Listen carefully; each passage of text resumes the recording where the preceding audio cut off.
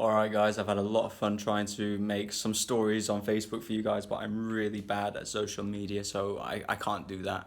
I can't deal with the 15-second thing, um, and I'm just not good at that. If I'm not doing it the old school way of just making a video and posting it, then it's not working for me, so I'm just going to make this video now like this. I've just come back in from being on a walk, I've just come back in from being on a walk with Cody, and on our walk we've had lots of well, we've had 3 off-leash dogs approach us, okay, guys?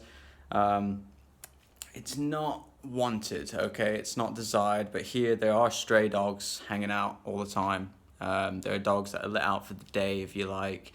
And although these dogs are quite street savvy and they can survive and not get hit by cars and stuff, they're not always the best dogs, and they can approach. And I wanted to let you guys know what you can do to stop dogs from approaching you and your pack, okay? So the first thing you guys can do is you can know the most effective thing, the most important thing to rely on, in my opinion, is body language and energy, okay? So through your body language, you can let dogs know how you feel, and you can let approaching dogs know that they're not welcome around you and your pack, just in your body language and energy. If you practice this, guys, okay? So to do that, you want to go head up, shoulders back, and really think in your mind about okay, I don't want this dog approaching me. Take it very, very seriously, okay? Now you can even project a little bit of sound to let an approaching dog know that they're not wanted, and I would usually do that by doing this sound like hey, something like that. And maybe even a little step forward as well. That often kind of goes along with it with me. And for me, it's just like an instinctual thing, but I'm kind of giving you guys the techniques so you can practice it. Another thing you can do, guys, is you can get yourself a dog dazzer. That is an ultrasound device, and that is a very effective thing. I've got one, and I've kept so many dogs away from group classes, from with the run up from the beach, and I've sent them flying back to their owners just with the dog dazzer ultrasound device.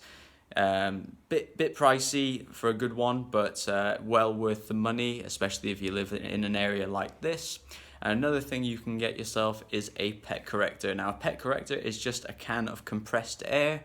I don't have one on me at the moment, but it makes a sound like that, like so if you're not very good at making that sound, you can get yourself a pet corrector, and when the dog gets close enough, you can let that off. The only thing with the pet corrector is it can affect your dog as well, so you might want to do a little bit of counter conditioning there so that your dog doesn't freak out at that sound. I like the dog dazzer because in my experience it really only affects the dog that you point it at, and it works from you can get a dog quite far away. I think you can get, I think they say 20 meters on the packet, but I think it even goes a little bit further than that, which is great.